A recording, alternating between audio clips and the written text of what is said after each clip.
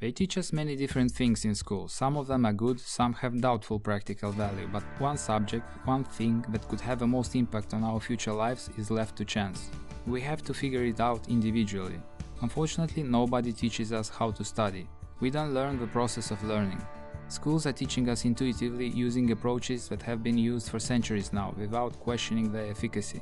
But a skill that could easily be the most important to acquire in a lifetime shouldn't be left to chance. There are hundreds of different studies published on learning, and there are many techniques that can be used, but are they really helpful? Which ones are practical and which ones are not at all? Let's have a look at the most efficient practices for learning anything.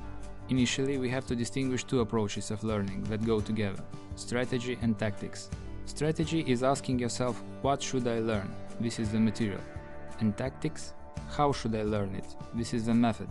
Strategy is doing the right thing, while tactics is doing the thing right. Let's start with strategy. What should I learn? When we ask this question, we don't mean choosing the topic. We already know the subject that we want to learn. It means what should you learn from this subject that can give you the best results in the fastest way. For this, we have to decompose the subject in its constituent units or building blocks. And then we have to choose which blocks, if learned first, will give the best results in short term.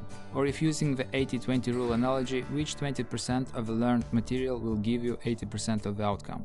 Let's say you want to perform card tricks. And the basic building blocks of the trick would be all the different moves that you'll need to learn, and there are hundreds of them, which could be quite discouraging. But you can do a half-an-hour research and find that there are 9 moves, from which at least one is used in almost every trick. Learning just 9 moves out of hundreds will give you an amazing leap ahead in this domain, and it took you half an hour to figure this out. But what an important thing to know from the very beginning. The same is true for acquiring a new language. You will not start learning new words from A to Z from dictionary and memorizing all the grammar rules. Well, you could, but it would take you forever before it will all make some sense in your mind, if ever. You would rather Google for a list of 500 most commonly used words in this language, find out which tenses are mainly used and their active and passive forms, and create a few basic template phrases based on that. And while learning the new words, you'll also interchange them in the template phrases. In this way, with just 500 words, 10 template phrases and 3 months, you will be able to have a basic conversation in almost any new language. This is maybe the most important thing that you could do, to select carefully what will you be learning first from your newly chosen subject. This way you'll create a frame on which to hang the meat afterwards. Otherwise you can be extremely efficient but doing the wrong thing, which ultimately will lead you nowhere. So, after we've established our strategy with what will we learn, let's move to our tactics and ask how should we learn question. There are 4 efficient methods for learning everything faster and with a better retention. First, spacing the learning. You have to spread your learning over time. Apply the principle of consistency over intensity.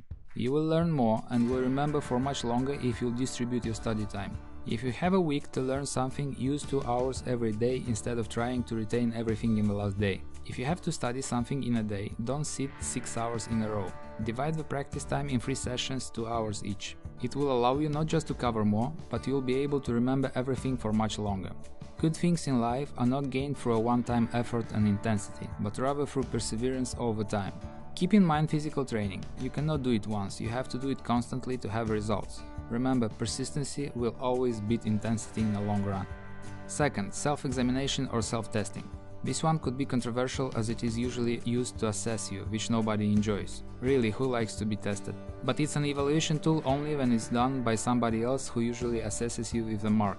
Yet, it is a perfect learning technique when done by yourself to yourself. And the perfect way to apply this technique are the good old flashcards. They are great because you perceive them as a game, where with each review you improve your results, and your brain loves playing and improving. You can use them anywhere you are, and in this way also space your learning as mentioned in the previous tactic.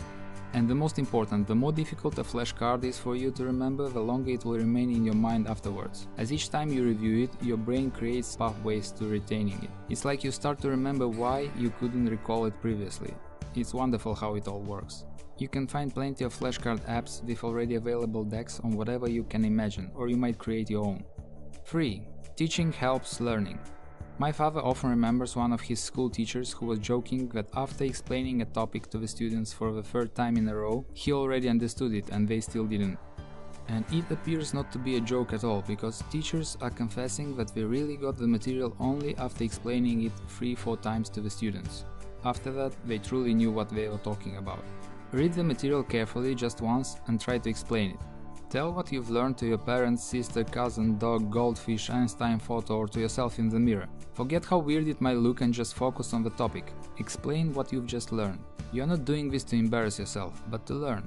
While talking, you will discover what are the blind spots and what to focus on next. Or you can take a piece of paper and write down what you've learned. Then read it and try to simplify it as much as possible. The simpler you can explain a topic, the better you know it. It is like trying to explain a complicated concept to your 5-year-old sister. Simplify. 4. Vary your practice, combine principles and skills. If you are learning new words, don't practice just nouns and then just verbs. Mix them. Instead of practicing 100 3-point shots in a row, try to alternate them from 5 to 5 with 2-point shots. Numerous studies show that by combining practices, the skills tend to stick longer and deeper compared to single-element repetitions. This applies also among different disciplines.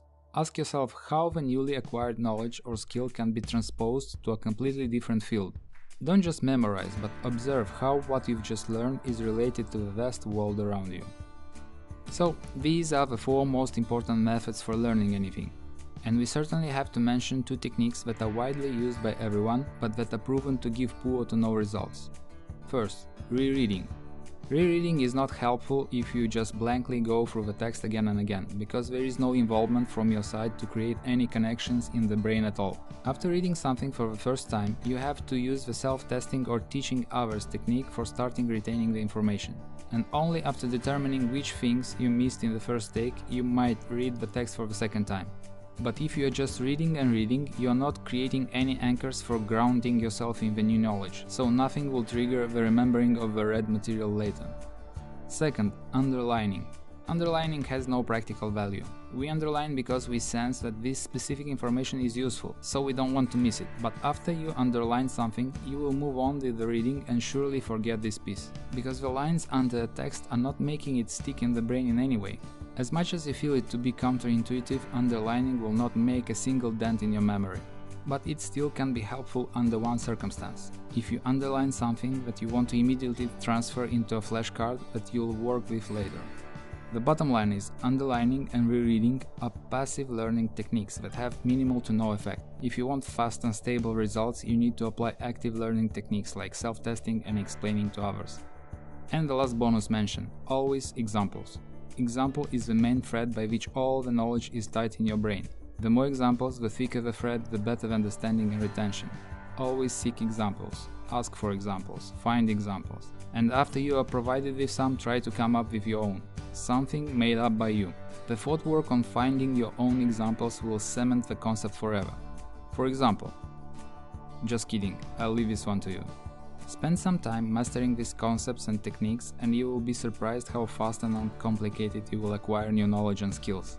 It will give you a tremendous return on the invested time and effort, because they can be applied to everything and make your life much more fun, easy and productive.